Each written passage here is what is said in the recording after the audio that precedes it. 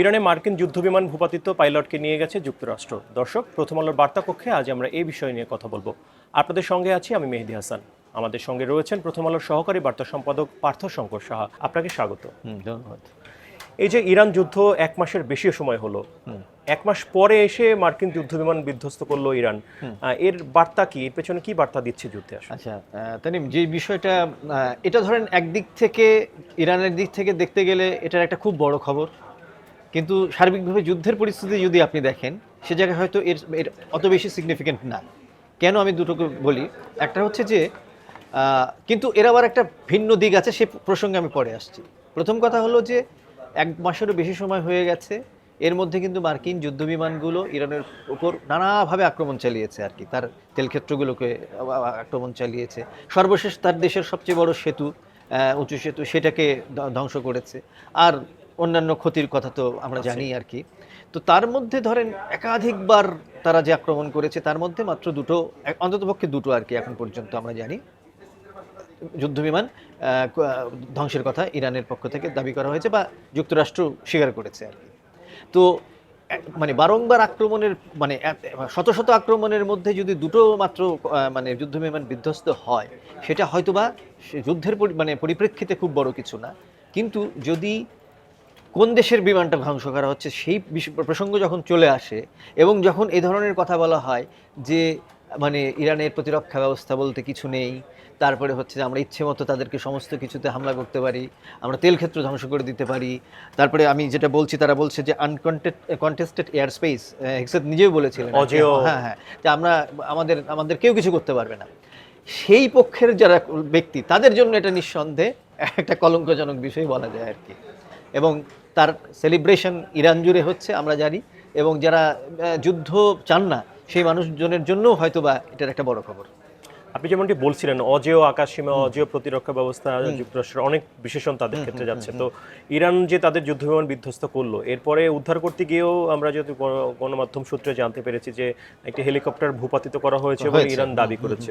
না, এই তথ্যটুকু আসলে কতটুকু সত্য, কিংবা পাইলটকে ধরিয়ে দেওয়ার জন্য $64,000 একটা পুরস্কার ঘোষণা, $64,000-এরও বেশি ঘোষণা করেছিলেন স্থানীয় একজন গভর্নর, ইরানের স্থানীয় সরকারের একজন প্রতিনিধি। তো এখন বিষয়টা হচ্ছে যে ধরেন যুদ্ধের ক্ষেত্রে যে তথ্যগুলো আসলে দেয়া হয়, সেটা কোন ক্ষেত্রে কতটুকু ঠিক এগুলো কিন্তু আমরা নির্ণয় করতে পারি না, কারণ ওই যুদ্ধক্ষেত্রে থেকে তো কারো পক্ষে কিছু জানা সম্ভব না।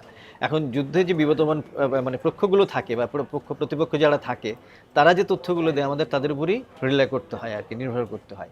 তো সেই দিক থেকে যেমন ধরেন যে আদৌ দুটো হয়েছে কিনা সেটা নিয়েও কিন্তু এখন পর্যন্ত সন্দেহ আছে আর কি, তাই না? কোন মডেলের বিমান হয়েছে আমরা কিন্তু এখনো পর্যন্ত জানি না। আমরা বলছি বটে যে F-15E একটা হয়েছে, এবং আরেকটা হলো 10 সম্ভবত, না এটা F-35, হ্যাঁ, মানে এটা নানা রকম তথ্য আছে, সেটাও এখনো পর্যন্ত নিশ্চিত না। কিন্তু ঘটনা যে ঘটেছে এটা তো মার্কিন সামরিক কর্তারা প্রথম মানে স্বীকার করলেন এবারের মতো। তো সেটা তাদের জন্য একটা খুব বড় ধরনের মানে পেছনে আসা, এটা কিন্তু মোটামুটিভাবে আন্তর্জাতিক যে গণমাধ্যমগুলো, যেটা আপনিও পড়েছেন, একটু আগে আমরা কথাও বললাম, আমরাও বেশ কিছু বিশ্লেষণ দেখছি আর কি, তারাও কিন্তু এই কথাটাই বলছেন। বিশ্লেষকরা আসলে কি বলছেন, এর প্রভাব কি হতে পারে বা ভবিষ্যতে যুদ্ধ কতটুকু দীর্ঘায়িত হতে পারে? আচ্ছা, আমি একটা বিশ্লেষণ একটু আগে শেষ করেছি অ্যারন ব্লেকের, যিনি এখন সিএনএন-এ, সেটা সিএনএন অনলাইনটা যদি আপনি দেখেন সেটা লিড করা আছে। তারা এখানে বলছে যে এই কথাটা যেটা আমি একটু আগে বলারও চেষ্টা করেছিলাম, যে এটা কিন্তু এমন না যে এতে করে যুক্তরাষ্ট্রের খুব বড় ধরনের একটা ক্ষতি হয়ে গেল এবং ইরান অনেক বড় কিছু করে গেছে, ব্যাপারটা মোটে সেটা হয়তো না। কিন্তু যে দেশ বারবার দাবি করছিল যে তার নৌবাহিনী বলতে কিছু নাই, তার বিমান বাহিনী বলতে, তার আকাশ প্রতিরক্ষা বলতে কিছু নাই, তো সেই দেশের সেরকম একটা দেশে গিয়ে তার দুটো বিমান চলে গেল, এবং তার খুব এই যে বড় শক্তি, মহাশক্তিধর একটা দেশ, তার যে দুটো গুরুত্বপূর্ণ মানে কি বলবো যে যুদ্ধবিমান ধ্বংস হলো, সেটা কিন্তু খুব আসলেই বড় ঘটনা। এবং এখানে আমি ব্লেক যে কথাটা বলেছেন যে এতে করে যেটা হবে সেটা হচ্ছে যে আপনার এটার কিন্তু এক ধরনের অভিনন্দন বার্তা কিন্তু ইরানের দিকে যাচ্ছে, এবং তার দেশের মধ্যে ধরেন ইরান সরকারের তো অভ্যন্তরীণ কিছু সমস্যা ছিল, এখনো আছে নিঃসন্দেহে, সেটা কিছুদিন আগে বিক্ষোভ হয়েছে, বড় ধরনের মানে ব্যাপক আকারের বিক্ষোভ হয়েছে আর কি। হ্যাঁ, তো সেই জায়গাটাতে তো নিশ্চয়ই ইরান এখানে সামর্থ্য অর্জন করলো, মানে এক ধরনের শক্তি অর্জন করলো এটাতে। আর একটা বিষয় হচ্ছে যে যুক্তরাষ্ট্রের নিজের একটা বড় ধরনের ক্ষতি হয়ে গেল, কারণ এই যুদ্ধকে তিনি ব্লেক বলেছেন যে এই যুদ্ধ কোনোদিনও মার্কিন মানুষের কাছে কাম্য ছিল না, এবং তিনি খুবই অজনপ্রিয় একটা সিদ্ধান্ত নিয়েছিলেন মার্কিন প্রেসিডেন্ট ট্রাম্প। এবং দেখা গেছে যে তার প্রেসিডেন্ট হওয়ার ইতিহাসে উনি সবচেয়ে কম জনপ্রিয়তা নিয়ে এখন কিন্তু আছেন। এইদিকে তার অর্থনীতির উপর চাপ পড়ছে, এমনকি তার নিজের যে দল রিপাবলিকান পার্টি, সেই দলের কোর যে সমর্থকেরা তারাও কিন্তু তার দিক থেকে অনেকটা সমর্থন ফিরিয়ে নিচ্ছেন, এবং পুরো যুক্তরাষ্ট্র জুড়ে বড় বড় ধরনের বিক্ষোভ হয়েছে যুদ্ধের বিরুদ্ধে। তো তখন যখন এই ধরনের মানে ঘটনা ঘটলো, সেটা তাকে পিছু হটে আসার একটা পদক্ষেপ কিনা সেটা এখন আসলে তারা বলছেন যে এই ধরনের একটা ঘটনা ঘটতে পারে। এবং ইতিমধ্যে আমি আপনাকে আমি একটু যুক্ত করি যে এর মধ্যেই কিন্তু আপনি দেখেছেন, সেটা অবশ্যই ইরানের পক্ষ থেকে বলা হয়েছে যে 48 ঘন্টার একটা যুদ্ধবিরতির প্রস্তাব নাকি যুক্তরাষ্ট্রের পক্ষ থেকে দেয়া হয়েছিল। সেটা ইরানের বার্তা সংস্থার কথা। সেটা যদি দেয়া হয়ে থাকে, সেটা যুক্তরাষ্ট্র এখনো পর্যন্ত স্বীকার করেনি। এইখানেও আর একটা কথা বলি যে এর কিছুদিন আগে কিন্তু ট্রাম্প এ ধরনের একটা ক্লেম করেছিলেন যে তাকে কিন্তু যুক্তরাষ্ট্র ইরানের পক্ষ থেকে আলোচনার বসার কথা ছিল, কিন্তু পরবর্তীকালে ইরান সেটা প্রত্যাখ্যান করেছে। কিন্তু যুক্তরাষ্ট্রের ঘটনা যদি সত্য হয়ে থাকে, তাহলে কিন্তু নিঃসন্দেহে তার যে একটা নমনীয় বার্তা এর মাধ্যমে কিন্তু যায়। এমনকি আমি যদি এখানে আপনাকে একটা উল্লেখ করি যে মার্কিন প্রেসিডেন্ট যে সম্প্রতি যে ভাষণ দিলেন, সেই জায়গাটাকে আপনি দেখবেন তিনি কিন্তু মোটামুটি একটা লক্ষ্যের কথা বলেছিলেন যে 2-3 সপ্তাহ কিন্তু খুব বড় ধরনের হামলা হবে আর কি। হ্যাঁ, কিন্তু সেই বড় ধরনের হামলার মধ্যেই কিন্তু এই বিধ্বস্তের ঘটনাটা ঘটলো। আপনার কাছে জানতে চাইবো যে যুক্তরাষ্ট্র যে ইরানে হামলা করেছে, এর প্রভাব তো পুরো বিশ্বের উপরে পড়েছে, বিশেষ করে জ্বালানি তেলের ক্ষেত্রে। এবং এই যে মার্কিন যুদ্ধবিমান বিধ্বস্ত হলো, এটার প্রভাব কি বৈশ্বিক বাণিজ্য বা তেলের বাজারে পড়বে বলে আপনার কি মনে হয় আসলে? দেখেন, ওরা দুটো কথা বলেছিল যে হরমুজ দিয়ে তাদের তেমন কোনো তেল আসে না, সেদিক থেকে তাদের কোনো সমস্যা হবে না, যুক্তরাষ্ট্রের পক্ষ থেকে বলা হয়েছিল। আর হচ্ছে যে তারা পারমাণবিক কর্মসূচিকে একদম গুঁড়িয়ে শেষ করে দিয়েছে। এই কথাটা কিন্তু প্রেসিডেন্ট ট্রাম্প গত বছরের জুন মাসে যখন ইরানের তার মানে কি বলবো যে একপেশে একটা হামলা যখন যুক্তরাষ্ট্র করলো, তখনও কিন্তু এই কথা বলেছিলেন। এখন এতদিন পরে এসে কিন্তু বলছেন যে না, আবার তার এই ধরনের সক্ষমতা তৈরি হয়েছে, আমি শেষ করে দেবো। হয়তো এখন তিনি মিথ্যে বলেছিলেন, নয়তো এখন মিথ্যে বলেছেন, যে কোনো একটা মিথ্যে বলেছিলেন আর কি। এখন এই 1 মাসের হামলার মধ্যে তিনি প্রায় সব কিছু শেষ করে দিয়েছিলেন। যদি সব কিছু শেষ করে দিয়ে থাকেন, তাহলে সেটা কিন্তু এখন তার সেই দাবি কিন্তু এখন আর খাটছে না। এক আর একটা বিষয় হচ্ছে যে হরমুজ প্রণালীতে যে তার মানে ওই জায়গায় সে নিয়ন্ত্রণ আরোপ করবে এবং অন্যান্য দেশকে সহযোগিতার, কিন্তু কেউ কোনো দেশ কিন্তু সে জায়গাটায়, এবং বলেছিলেন যে নিজ নিজ দায়িত্ব করতে হবে, ওনারা কিন্তু আর সেই দায়িত্বও নেয়নি। এবং ইরান, এখানে ইরানের হচ্ছে একটা খুব গুরুত্বপূর্ণ অর্জন, অনেকে বিশ্লেষকেরা বলেন সেটা হচ্ছে ইরান এটাকে একটা তেলের বা জ্বালানির যুদ্ধের মধ্যে কিন্তু রূপ দিতে পেরেছে, যেটা তার একটা সার্থকতা। এবং এই যে ক্রাইসিসটা তৈরি হয়েছে, এবং ইরান কিন্তু জড়িয়েছে হচ্ছে প্রতিবেশী সেই রাষ্ট্রগুলোকে যারা যুক্তরাষ্ট্রের মিত্র। তো সেদিক থেকে তাদের কাছেও কিন্তু ইরানের এই যে দুটো ফাইটার জেট মানে বিমানকে যে ধ্বংস করা, সেটা কিন্তু একটা মানে একটা কি বলবো যে তাদের কাছে এক ধরনের বার্তা যাবে যে তারা আরো কিছু করতে পারে।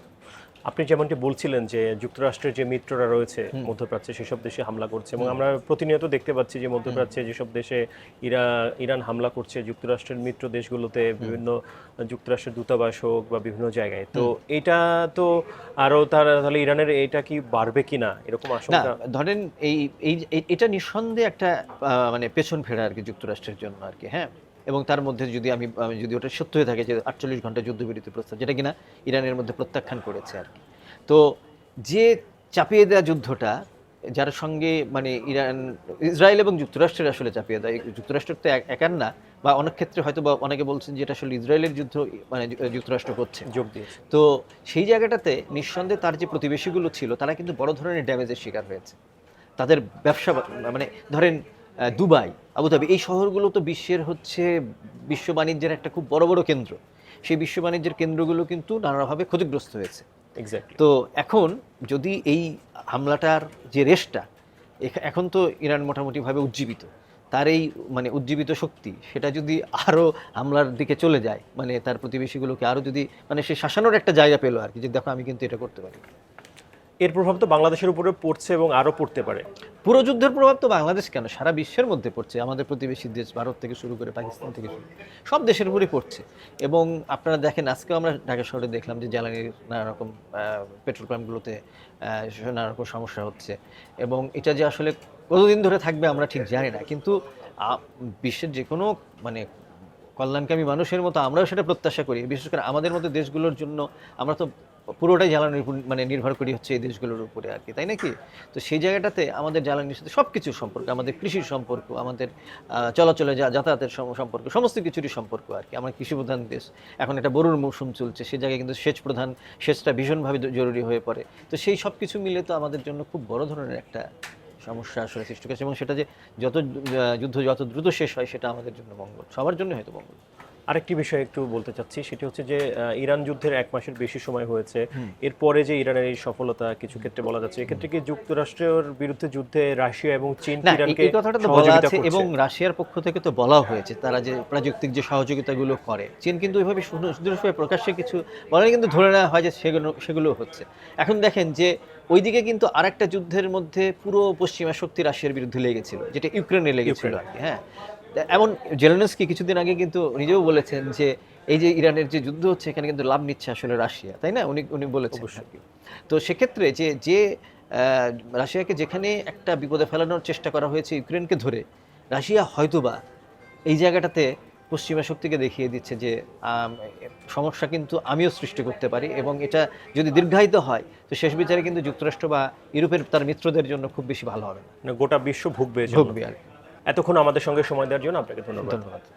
দর্শক, আমরা কথা বলছিলাম ইরান যুদ্ধ নিয়ে, মার্কিন যুদ্ধ বিমান ভূপাতিত করা নিয়ে। আগামীকাল আমরা নতুন কোনো বিষয় নিয়ে আপনাদের সামনে হাজির হব। ততক্ষণ ভালো থাকুন, সুস্থ থাকুন, প্রথম আলোর সঙ্গেই থাকুন।